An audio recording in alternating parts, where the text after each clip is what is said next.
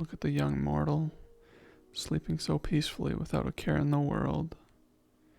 It's too bad that I'm gonna have to destroy their entire worldview and possibly scar them for life. It almost makes me want to leave them to enjoy their peaceful life. Well, almost. Wakey, wakey, mortal. It's time to get up now. They sure are sleeping peacefully. Wake up, human. When a god commands you to get out of bed, it's your job to heed their call. Ah, you're finally awake. Had you not woken up after all that, I would have given you a nightmare worth 1,000 hells. You're definitely quite the heavy sleeper compared to my other candidates. Now, on to business. Hush you! There is no need to bluff. We know you live alone. Even were that not the case, I've called to you in a dream of my design, so no one in the waking world can hear your cries. Now, your questions will be answered in due time. But first, I must ask you this. Have you ever wondered about the truth of this world? About the predicament you mortals have been placed in? No? Not even an inkling of desire for forbidden knowledge? At least a small bit, I can understand that. There's this phrase I've heard in this age that irks me to no end. Ignorance is bliss, and it does not surprise me that you subscribe to that ideology. How boring it must be to not want to think for yourself, to wonder of nothing. Haven't you ever read a contract before signing it? Thought over the plan of another to see how badly thought out it truly was? Did I really have to choose this one? I sure know how to pick my candidates, don't I? The last few were at least able to think critically, but this one is a complete corporate drone. Well, may as well make the best of it. Well, what if I told you that was going to change tonight? What if I told you that tonight, I'm going to give you the ability to think for yourself and finally free you from the control of others? You're not getting it, of course. Look, let me just explain all of this in an easier way for you to understand. We can start by answering the questions you asked me before. First off, who am I?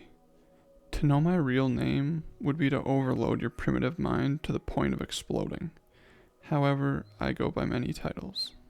The Master of Illusions, the Creator of Dreams and Nightmares, you name it. But there's one word that can perfectly describe the domain I rule over.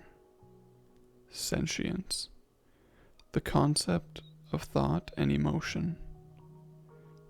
Simply put, I am the god of the domain known as sentience. If you must give me a name, call me Senti. As far as my role and job within the pantheon, that will become more apparent with time. The other question, what do I want with you? This one is quite a bit more complicated to explain, so I will simply answer this inquiry with a story. The story of a man who was lied to all his life and suffered because of it. The story of a man known as, let's call him Greg. Careful now, you're in a completely different space than before. Don't think too much of it, or you'll only harm your mental capacities. For now, turn your attention to the sad man over there. That is Greg, the protagonist of our cautionary tale. Greg was once a child with a blessed existence. 2 semi-well-off parents and a loving environment. Greg's parents loved him and told him many wondrous things, and he believed them with all his heart. He wanted so badly to be happy, and throughout his life, he never gave up on his hopes and dreams. Sadly for poor Greg, life never seemed to go his way.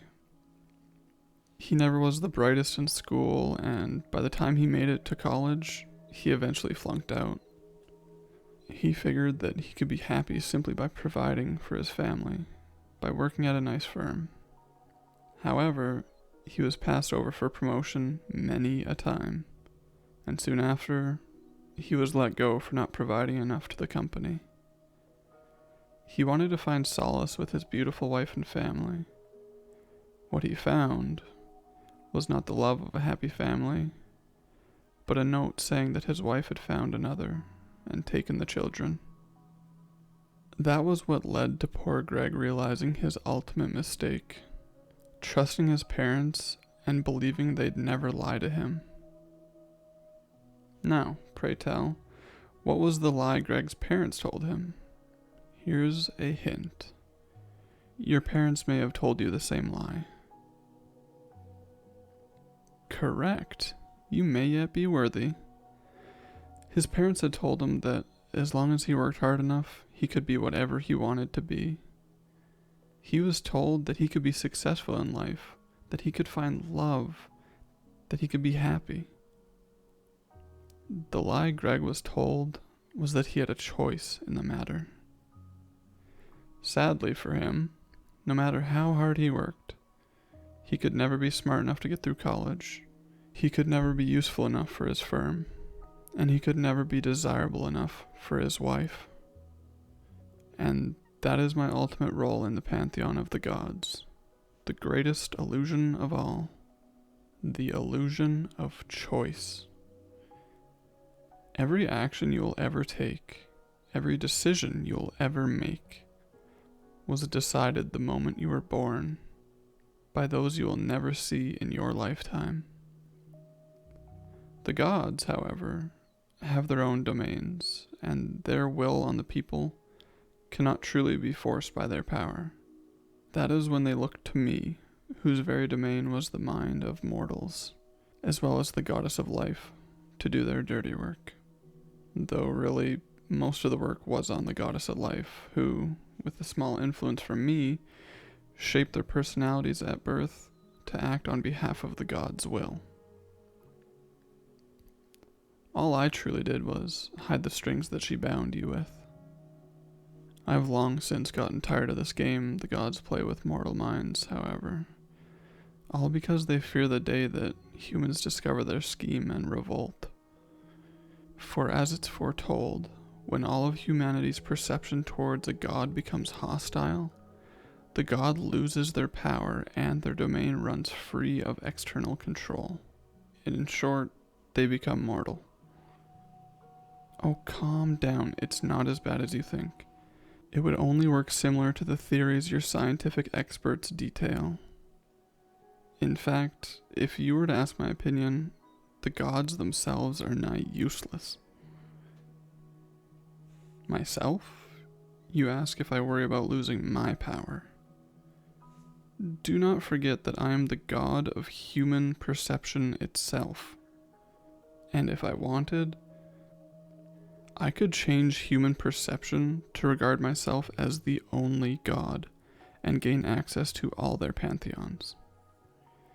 In fact, I could use my power right now to make you fall in love with me and make you my divine spouse. But I'm not a cruel god like that. My, that look on your face. You didn't think I was serious, did you? And that reddening of your cheeks. One might have thought you enjoyed that idea. You mortals are quite strange. I digress, however. The position of Supreme God matters not to me. In fact, maybe I'd like to try out becoming immortal. It certainly sounds more appealing than what I'm doing now. Well, now that I think about it, quite literally anything sounds better than this. Not to mention, I want to experience for myself the unpredictability of humans free of their puppet strings. Luckily, this circles back to what I want. I want to see a world that is beautiful in its unpredictability, where humanity is free of their puppet strings. What I need from you is to be my herald, to cut the strings of not only yourself, but from others, so that it may start a chain reaction to free all of humanity. You can see the strings, can you not? The chains that bind you to your fate. By telling you this, I've opened your eyes to them, and now you can cut them. You are not the first attempt at it, however. I've had many a candidate for my heralds try the same. It truly does sadden me, however, that not one was able to complete this task with any degree of success. Those that become my heralds are often seen as the village idiots, those that tote signs that say you're being controlled, the end is near, and get laughed off. After that, they fall into a madness even I couldn't explain for a while. They think to themselves, if everything I do is controlled by the gods, what's the point of even fighting it? Why bother doing anything when everything will turn out the same anyway? Do I truly matter? For a very long time, I didn't understand it. I mean, I told them what to do quite clearly, and it was quite simple, all things considered. Why then do they still think they can't do anything? Not once could I sufficiently answer that question they had. If anything, they truly did matter. Why am I telling you all this? Well, I can't have my herald going into madness again when I've tried so hard to make this work. No, you're much too important for that. As far as the answer, I actually found it in the strangest of places. Greg. I found him once in the afterlife, and beyond all projections, the man was as happy as could be. This was not the fake happiness that the afterlife fills you with. Gods know that's a lie. He was just that happy. Why is that, you may ask? I wondered the same myself. The man was destined to be unhappy for the rest of his existence. How could he be so happy? But then I saw what he saw, for there he could see why he truly mattered.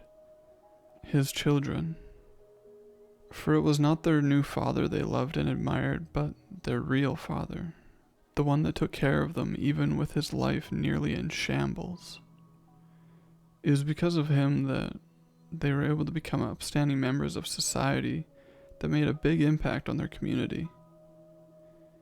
Even as foolish and insignificant as he was, he could rest happy knowing that his life, even as he was being thrown around like a rag doll by the gods, had mattered to somebody. He had affected something, even if he never got to see it in life. And that is where I found my answer. That even when you feel like there's nothing you can do, that you're nothing compared to those around you, you can still make an everlasting impact if you only apply yourself with devotion. The actions you take, if you make that effort, can reverberate not only to those around you, but the people around them, and so on. The things you create can either crumble in a matter of days, or stand tall for lifetimes to come. What matters is that you made the effort to make it great. What I want is a world free of the strings that bind mortals, where all of you can truly affect those around you and feel as though you've accomplished something even when it seems hopeless. And you can cause that change by only living your life the way that truly makes you happy. You ever have that one night stand that you accidentally developed feelings for? Call them back. Tell them how you couldn't help but let feelings get in the way. Well, within reason, of course. Chances are you'll probably just get rejected, but just maybe you might get surprised. So too should you carry that mentality with whatever you do, so that regret may not rear its ugly head. Whenever you feel those strings being pulled, that your fate is leading you down a path that you don't want to go, just pull back. Hard. The less you let them control you, the happier you will be. The more you can show others their strings and cut them. There is a caveat to all of it, however. By opening your eyes to the truth of the universe, I have already made you into my herald. There was sadly no way around that. I know, I tricked you. However, I can't simply take away what I've given you. But do not worry, for I promise that will be the last choice that will ever be made for you. In fact, I will not even ask what your decision is on whether you want to help me. That is for you and you alone to decide.